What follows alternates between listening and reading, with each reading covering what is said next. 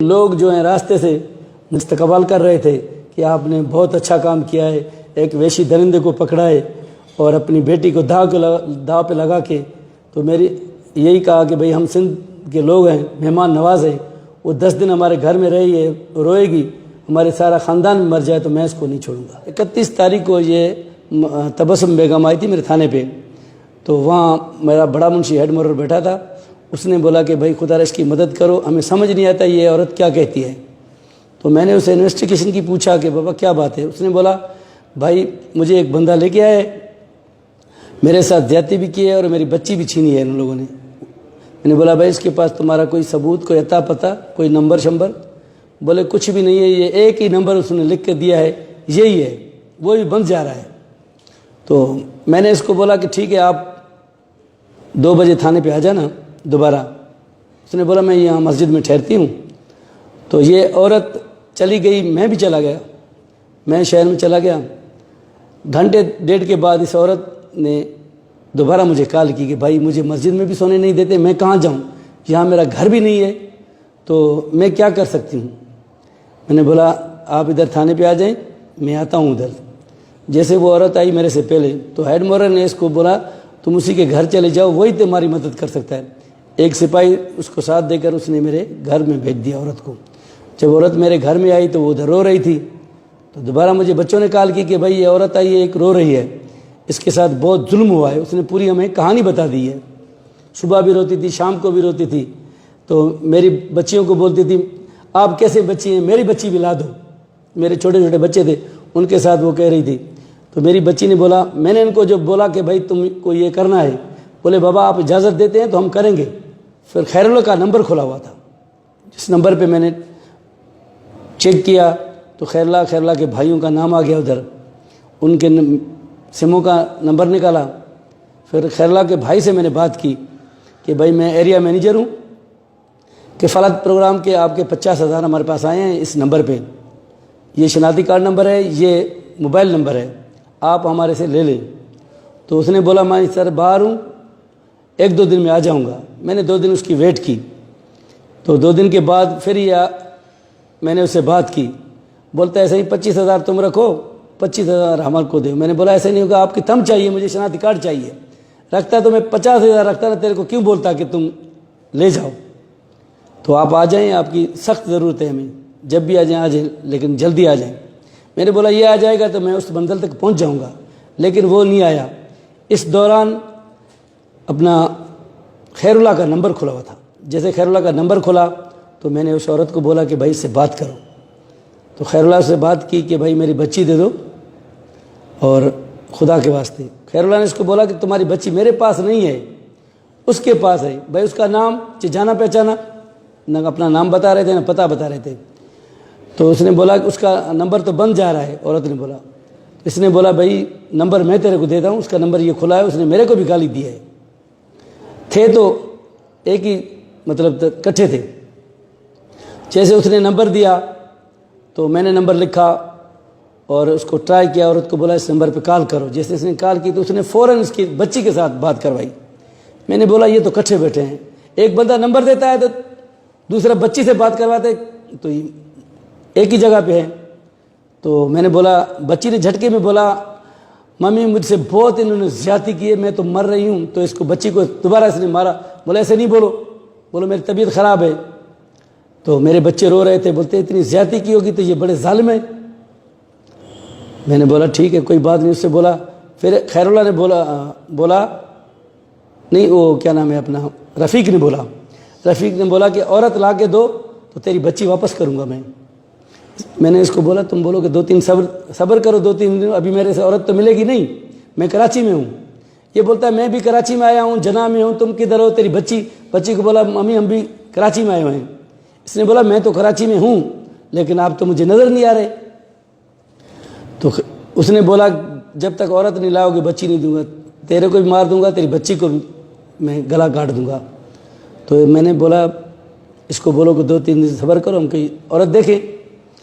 फिर मैंने बंदोबस्त किया, मैंने कहा लेडीज़ पुलिस ले आऊँ, घर में रखूँ उसको, ताकि ये काम वही कर सकती है। लेकिन लेडीज़ पुलिस मुझे नहीं मिली। बस मैं ये तय कर दिया कि बस अपनी बीवी से बात की। मैंने बोला ये तुम्हें कारनामा करना है।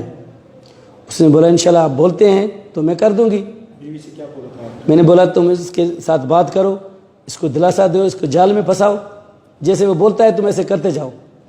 इस औरत ने बोला कि भाई 3 दिन के बाद बोले वो औरत मुझे एक हाथ आ गई है, वो नौकरी के लिए तैयार है, तो वो बहुत आपकी तारीफ़ कर रही है कि आप अच्छे आदमी हैं।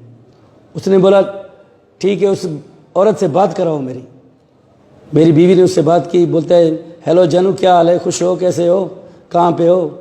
मेरी औरत ने बोला कि मैं कराची में हूँ। उसने बोला ठीक है। तो दोबारा बंद करके फिर उसने रिंग कर दी दोबारा। बोलता है तुम अपना नंबर दे दो।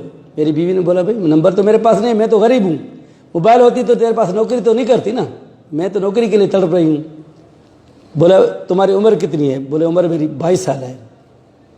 फिर दूसरे दिन मैंने इसको अपनी बच्ची से बात करवाई। जब मैंने बच्ची से बात करवाई तो ये फ़ौरन बोला कब आ रहे हो?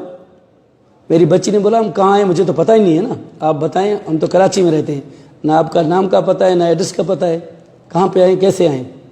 बोले आप कैंट पे चले जाएं, वहाँ से मरी कोच में बैठे या डोमकी कोच में, वो आपको उतार देगी कश्मीर में या तो देरा मोड़ में, जहाँ भी आप उतरे। उन्होंने बोला हमने देखा नहीं है, आप उधर खड़े हो जाना, हम आ जाएंगे। तो सुबह मैंने नमाज़ पढ़कर गया, बच्चों से पूछा कि भाई सुनाओ फ़ोन शोन किया है उसने? बच्चों ने बोला कि हाँ उसने फ़ोन किया है। कि कहाँ पे? मैंने बोला उसको बोलो कि हम कश्मीर पहुँच गए हैं, होटल में बैठे हैं। तो दोबारा उसने पूछा कि कौन से होटल में बैठे हैं? तो मैंने बोला उसको बोलो कि मरी कोच के साथ ही होटल है, हम उधर ही बैठे हैं। हम उधर बच्ची को बोला जल्दी आ जाओ। उस औरत के साथ मेरी बच्ची आ गई। जैसे बच्ची आई वो बैठे थे उधर, तो ये होटल में नहीं आया। मैंने समझा इसने मेरे को देख लिया है या कोई ऐसा चाल माल कर दिया है। फिर ये बोलता है कि सिटी पार्क में आ जाओ। फिर मैं होटल से हट गया, बहरे को बोला कि भाई मेरे बच्चों को रक्षा करके दो, ये किराया दे दो उनको बोलो कि सिटी पार्क में उनको छोड़ कर आओ। फिर मैंने बंदोबस्त किया। 2 हमारे साथी थे जिन्होंने मेरे साथ नमाज़ पढ़ी थी, एक ए साहब शौकत मलिक था, एक कमरदीन संजरानी था, और 2 और भी दोस्त आ गए बाद में, मेरा बेटा भी था। तो मैंने उनको बोला तुम चलो उधर सिटी पार्क में, औरतों से पहुंचने से पहले आप वहाँ जो है ना वॉक कर लें। वो वॉक कर रहे थे, मैंने बच्चियों को भेज दिया उधर, मैं खुद गेट पे बैठ गया। वो दोनों हमारे साथी वो जो है गश्त कर रहे थे उधर, मतलब वॉक कर रहे थे सफ़ेद कपड़ों में। वहाँ सिटी पार्क का एक दूसरा भी गेट था, छोटा था, उधर मैंने अपने बेटे को बिठा दिया और एक बंदे को भी बिठा दिया। तो मैं पिस्टल उठा रहा था, मेरी बेटी ने बोला बाबा तुम जज्बाती हो, कहीं वो मुझे हाथ दे, आप ना बर्दाश्त कर सके तो शूट कर देंगे, तो हम तो गरीब हैं, मर जाएंगे। मैंने बोला ऐसी कोई बात नहीं है, चेनी पिस्टल नहीं उठाओ, ऐसे चलते हैं, कोई बात नहीं। अगर वो भाग गया तो मैं नहीं छोड़ूंगी, इंशाल्लाह मैं उसके गले में पड़ जाऊंगी, उसको जफ्फी लगाऊंगी, कपड़ों से पकड़ूंगी, छोड़ूंगी नहीं। बाबा तुम मेरे पे भरोसा करो। मैंने बोला ठीक है। तो ये बैठ गया, ये आ गया, दोनों आके चक्कर लगा के देख गए कि पुलिस तो नहीं है। फिर खैरुल्लाह जो था वो किसी होटल में बैठ गया, हमने उसको नहीं देखा। इसको उतार दिया, ये पैदल आ रहा था सिटी पार्क की तरफ। इसने फ़ोन किया उस औरत को, तो उसको बोला कि उस लड़की को दो फ़ोन। मेरी बेटी को उसने बोला कि तुम बाहर आ जाओ। मेरी बेटी ने बोला कि भाई हम बाहर आ जाएं, कैसे आ जाएं, हम तो तुमको जान पहचानते भी नहीं हैं, तो आप सिटी पार्क में अंदर आ जाए, हम बैठे हैं, अकेले ही बैठे हैं और तो कोई नहीं है, आप आएंगे हमसे मिलेंगे तो हम आपके साथ चलेंगे ना। तो उसने ऐसे हाथ किया, हिला दिया। मेरी बेटी ने बोला आ जाओ हम आए। तो जैसे उसने ऐसे हाथ किया तो मैं फ़ौरन गेट पे पहुंच गया। तो ये गया उधर मेरी बेटी के पास, उसको बोलता है तुम नौकरी करोगी? तो मेरी बेटी ने बोला हाँ मैं नौकरी करूँगी। तो इसने बोला अपना निकाब तो हटाओ ना। जैसे उसने निकाब मेरी बेटी ने हटाया तो वो देख रहा था, तो उससे औरत से पूछा कि तुम ये सिंधी लाया हो? ये तो सिंधी है लड़की। उसने बोला मैं सिंधी नहीं हूँ, मैं उर्दू स्पीकिंग हूँ, मुझे क्या पता। बोले सिंधी में बोलो। बोले मुझे सिंधी नहीं आती है। जैसे वो मतलब हिलने की कोशिश करा, मेरी बेटी ने उसको इधर से पकड़ा, हम भी पहुँच गए, पकड़ के उसको थाने पे ले आए। थाने पे ले आए, मैंने उसको बोला कि भाई बच्ची दे दो। बोलते है बच्ची सही मेरे पास तो नहीं है, खैरुल्लाह के पास है। मैंने तुम्हारी रिकॉर्डिंग है, मैंने तुमसे रात बात की है। तो जो एएसआई मलिक था उसने बोला तुम 1 मिनट इसको छोड़ो, मैं इससे बात करता हूँ। मलिक उसने बात की, उसने बोला कि भाई तुम लड़की दे दो, इसकी तेरे से जान मैं छुड़वाता हूँ, अभी इधर ही तुमको छोड़ देते, तुम चला जा, हम जाने खैरला जाने। तो इसी में फिसल गया, बोलते हुए लड़की मेरे घर में है। पुलिस वाले सारे उसको जान पहचानते थे, मेरे थाने वाले, वो उनके गांव में बैठा था। जब शनाख्त हो गई तो मोहम्मद रफ़ीक की, तो मैं उसको लॉकअप करके अपने SHO को बताया कि सही चलें उधर। उसने बोला चलो। हम गए उधर, उसके घर में गए तो कुछ भी नहीं था, खाली था बिल्कुल घर। इस औरत ने बोला कि इस कमरे में इसने मेरे साथ ज्यादती की है, इस कमरे में मेरे को, इसमें कमरे में मेरी बच्ची को इसने बंद किया था। तो हमने कमरे सारे चेक किए, वहाँ कुछ भी नहीं मिला। एक गंदा सा कपड़ा पड़ा होता था, गिंदी पड़ी थी, जिसमें वो बच्ची लपेटी हुई थी। तो वो बच्ची खौफ की वजह से हिली ना, तो हमने देखा कि यार इसमें क्या है। जब हमने उसको देखा तो उसमें बच्ची थी। उसने बोला यही मेरी बेटी है।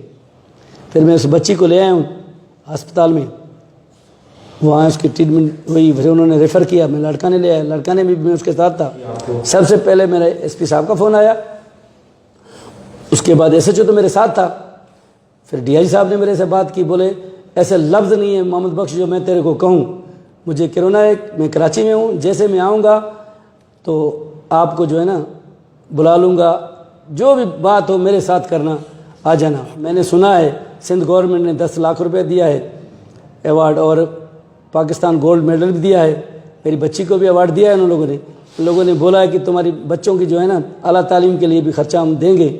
मैं यही कहता हूँ कि सिंध पुलिस अच्छी है, लोग हमें गलत निगाहों से देखते हैं, हम बहुत अच्छे हैं, आप अच्छी निगाहों से देखें ना, हम तो आवाम के नौकर हैं, हम तो आपकी खिदमत करते हैं।